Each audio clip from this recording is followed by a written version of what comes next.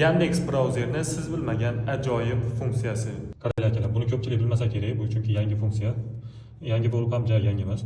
Endi til o'rganishingiz yoki bitta inglizcha nimalarni mavzulardan video ko'rishingiz uchun bir inglizcha bilishingiz yoki periodchi kerak emas sizga.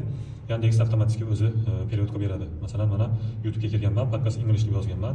Bu inglizcha podcast. Hello listeners, welcome back to Luke's English podcast. How are you doing Inglizcha today? gapiryapti akalar. E'tibor bersanglar, ovozim pasaytiraman. Endi bu yerda shunaqa knopkasi bor, mana shu knopka. O'zi videoni ichiga kirgan ustiga bunday bossangiz, mana yerda chiqadi mana. Ekranni kattaytiramiz. Mana yerda chiqyapti. Ustiga bitta bosamiz. Живой голос bor, xuddi o'zini ovozida gapiradi. Bu odam o'zini ovoziga o'xshab gapiradigani bor. Keyin обычный голос bor. Bu обычный голос boshqa odamning ovozi bilan mana shu gapirgan gapini tarjima qilib beradi. Tushundinglar?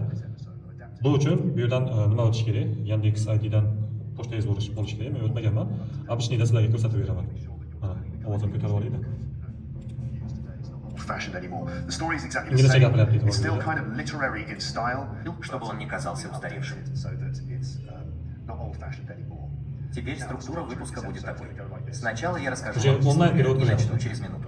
Orqa fonda bu Рассказ o'zi займет gapiryapti 20-20 inglizcha. минут, что нормально для такого A объема. Yandex nima buni перевод qilib beryapti. В нем около 5000 слов.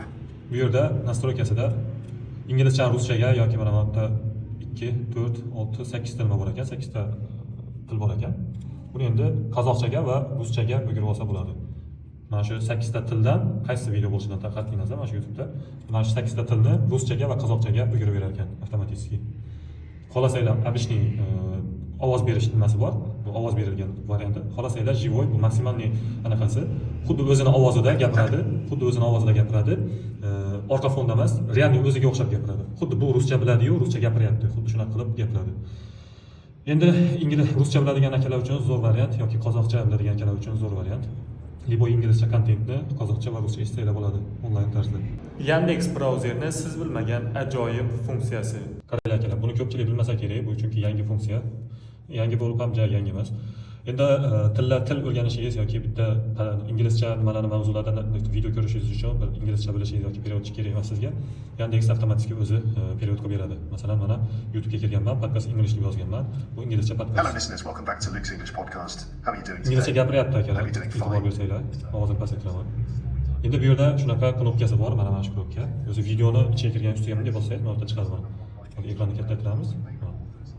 Mana yerda chiqyapti. Ustiga bitta bosamiz. Живой голос bor, xuddi o'zini ovozida gapiradi. Bu odam o'zini ovoziga o'xshab gapiradigani bor. Keyin обычный голос bor. Bu обычный голос boshqa odamning ovozi bilan mana shu gapirgan gapini tarjima qilib beradi. Tushundinglar?